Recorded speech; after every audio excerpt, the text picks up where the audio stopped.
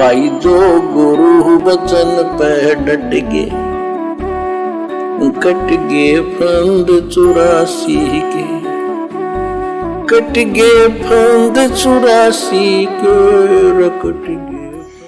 और परम पदार्थ सुख का शीरम, परम पदार्थ सबसे श्रेष्ठ परमात्मा और सुख का शीरम, यही सुख का दाता है। बच्चों, हमारा मोक्ष न होने का एक कारण रहा है, काल ने सबको भ्रमित कर रखा है।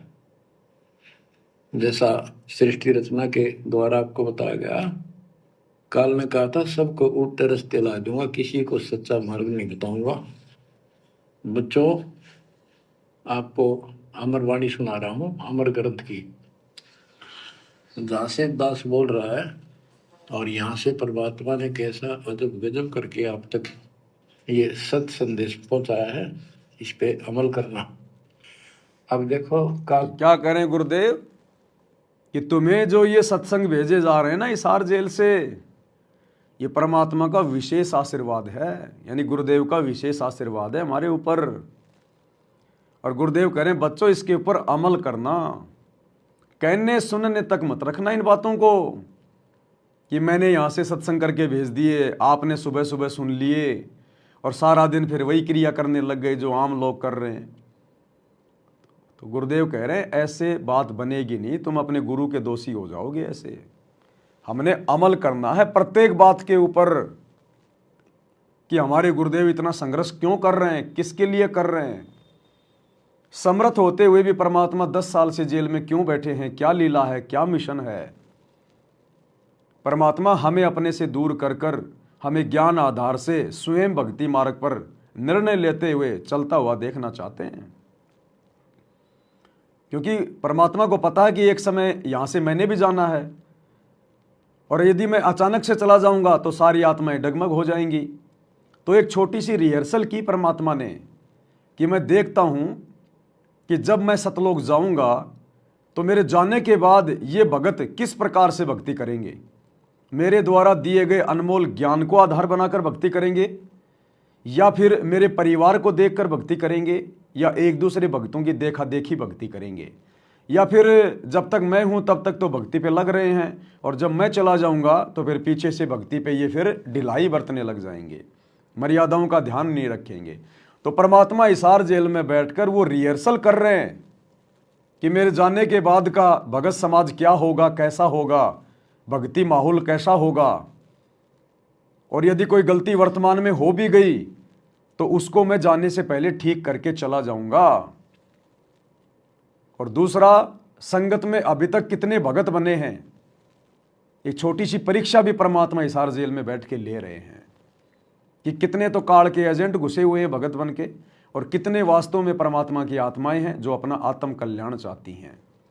तो गुरुदेव कह रहे हैं बच्चों इन सत्संगों के ऊपर अमल करना ये विशेष आशीर्वाद है। और ये विशेष आशीर्वाद भाई और बहनों आप और हम सत्सेवक ही समझ सकते हैं, बाकी संगत को नहीं पता कुछ भी, आश्रमों में जाने वाले भाई बहनों को नहीं पता कुछ भी। ये सत्संग कितने विशेष हैं, कितने अनमोल हैं, इस सत्संगों में क्या क्या गूढ़ रहस्य छुपे हुए हैं, भक्ति में हमें कितनी दृढ़ता मिलेगी। इन सत्संगों में बहुत ज़्यादा पावर है, शक्ति है गुरुदेव की। ये सत्संग हमारा पोषण कर रहे हैं, लेकिन आम संगत इन सब बातों से बेखबर है, क्योंकि आम संगत अपने गुरु को परमात्मा नहीं मानती, भगवान नहीं मानती। और जब तक हम गुरु को परमात्मा के रूप में देखना शुरू नहीं करेंगे, हमारे गुरुदेव के वचन हृदय में समाना भी शुरू नहीं करेंगे। तो काल के द्वारा भ्रमित इन पंथों के बारे में परमात्मा बताते हैं। गरीबदास जी उस ज्ञान को अपने शब्दों में इस प्रकार बताया है।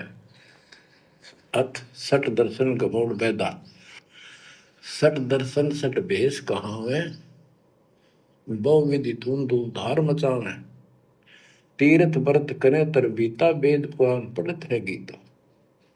यानी साधना का तो ढूंढा ठारे हैं, यानी तैल कम सारे खेल में पता नहीं किस किस प्रकार की कठिन से कठिन साधना करते हैं, तीर्थ व्रत करते हैं और गीता पुराण वेद इनका पाठ करते हैं। और गरीबदास जी क्या बताते हैं,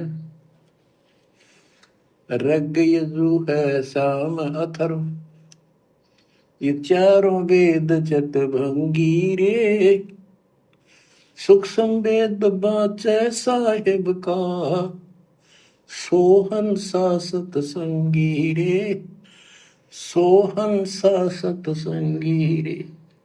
परमात्मा कह रहे हैं ये जगत वाले, दुनिया वाले, ज्ञानहीन साधु संत महात्मा और इनके पीछे लगी हुई दुनिया, भक्ति साधना का तो इन्होंने डूंडा उठा रखा, झंडा उठा रखा पूरा। दुनिया को तो लगता भाई एक नंबर के भगत हैं, इनके जैसा भगत तो कोई है नहीं। देखो भाई और बहनों, हमने अपने संबंधित बातों को विशेष महत्व देना है। परमात्मा क्या उदाहरण दे रहे हैं, हमने क्या समझना है, हमने अपने पंथ और भक्ति से संबंधित निष्कर्ष निकालना है। अब ये दुनिया भर के साधु संत महात्मा, दुनिया भर के लोग, जैसे आज ये क्या है पता नहीं, मैं तो अब गया था सेविंग करवाने, तो शायद आज महाशिवरात्रि होगी, मुझे तो नहीं पता, गुरुजी की सौगंध मुझे नहीं पता।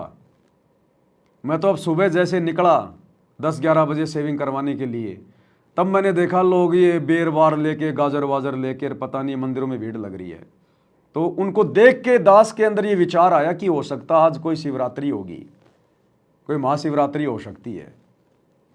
अन्यथा दास को नहीं पता बिल्कुल भी, ना दास कोई न्यूज़ देखता, ना कोई अखबार पढ़ता, ना मेरा किसी जगत वाले से, आड़ोसी पाड़ोसी से कोई संबंध है, ना हम बाहर कहीं बैठते ना उठते, तो हमें पता ही नहीं दुनियादारी में क्या हो रहा है, फालतू की बातों से हमें लेना ही क्या है।